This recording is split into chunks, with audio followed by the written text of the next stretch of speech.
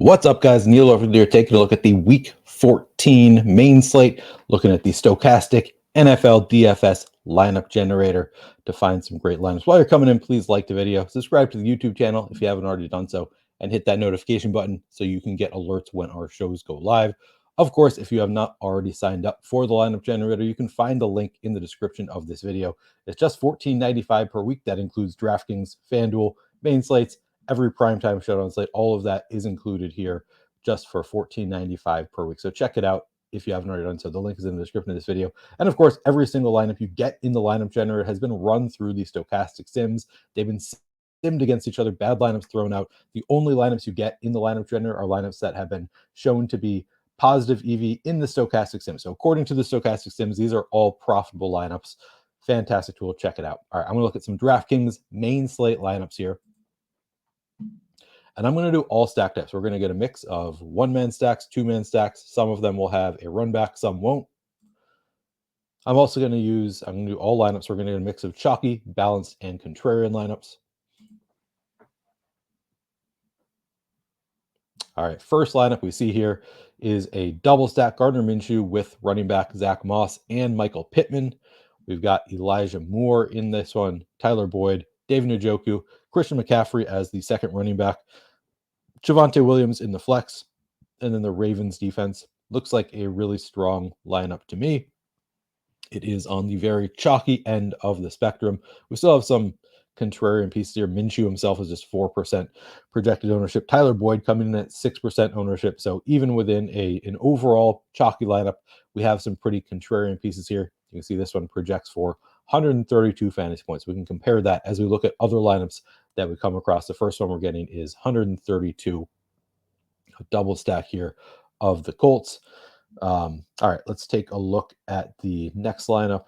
It's Colts and Bengals. Okay, so we do. Tyler Boyd is the bring back. I was trying to remember who the Colts are playing. Yeah, so we do have a run back here with Tyler Boyd also. All right. Second lineup, we get Brock Purdy here with Brandon Ayuk. We've got Tyler Lockett as the run back. James Cook at 2% ownership, making it as one of our running backs. Devontae Williams, once again, great spot against the Chargers. Chris Olave in this one. Kyle Pitts is the tight end. And then we have Jerome Ford in the Browns defense. So a little bit of added correlation running back with the same team defense there.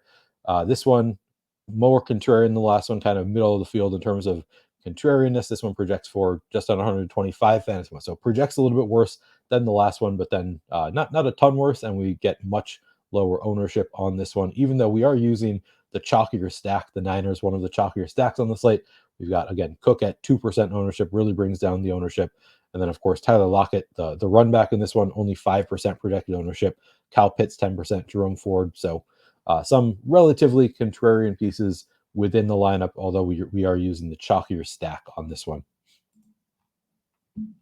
Geno Smith with Tyler Lockett, Christian McCaffrey, and George Kittle are the run back. So full game stack here with the Seattle stack. Zach Moss as the second running back. We also have Elijah Moore and Tyler Boyd in this one. So a little bit of correlation with Zach Moss and Tyler Boyd from the same game. We've got Javonte Williams once again. So he's made it into all three of the lineups we've looked at so far, I believe. Browns defense looking good once again. Let's see if we can find something a little different. I'm going to skip past this one. It's a double Purdy stack. Herbert. All right, so this is my kind of lineup.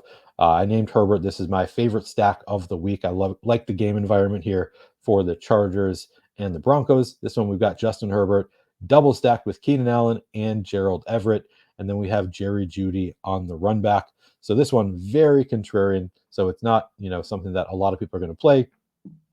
Looks really good though. We've got Breece Hall 11% ownership, Zach Charbonnet 5%, Parker Washington coming in with Christian Kirk. Missing some time here, came in, had a big game last time out, still coming in at just 5.5% ownership. He is the min price wide receiver option. Travis Kelce, 14% ownership in the tight end spot. So we're doing double tight end in this one. And then we have the Ravens defense. So this one, I really like this lineup, really contrarian, but makes a lot of sense to me with some bad defenses there for the Broncos and the Chargers. I like this lineup quite a bit, and it's coming in at just 84% total ownership. Does project worse than the other lineups we've looked at, projecting for just under 123 fantasy points, but not too far off, within I think 12 fantasy points of the highest we've seen here. So for NFL, I think that's totally fine. I like that lineup. All right, now I'm just going to go through, save all these lineups till we get to the end, see what our final exposures look like. Looks like we're getting 40 lineups here. Yeah, we got some bonus lineups in this one. 47% Javonte Williams. So we made it into our first three, but then ultimately was in less than half of our lineups. Still quite a large number. Brandon Ayuk, 38%, 33% each of Charbonnet and Keenan Allen, 30% Jake Browning, 28% Tyler Boyd, 25% each of McCaffrey, Moss, Njoku, and Kyle Pitts, and then a wide range of players rounding out our 40 lineups here. So we've got a nice spread, a little bit more Javonte Williams than I expected, to be honest. We're getting 47% there, and we're getting to just 25% Zach Moss. That's kind of interesting when they're only $100 difference in terms of salary. But for the most part, a lot of the players that you would expect, San Francisco has the highest team total on the slate at 30. Zach Charbonnet just too cheap. We don't really know if he's going to be active, if Kenneth Walker is going to be active. So always reminder, you should always be, if you buy the lineup generator for yourself, run it within like an hour of lock when we have the most updated information. I'm recording this on Saturday. We don't know who is going to be healthy as far as the Seattle running backs go. So currently we've got Zach Charbonnet and Kenneth Walker out, but we'll see what ends up happening tomorrow. That could change the slate quite a bit depending on what news we get there out of Seattle. All right, hit the like button if you haven't already done so. Reminder, use the link in the description if you sign up for the lineup generator. It is just $14.95 per week. Fantastic deal. Thanks for watching, and good luck this week.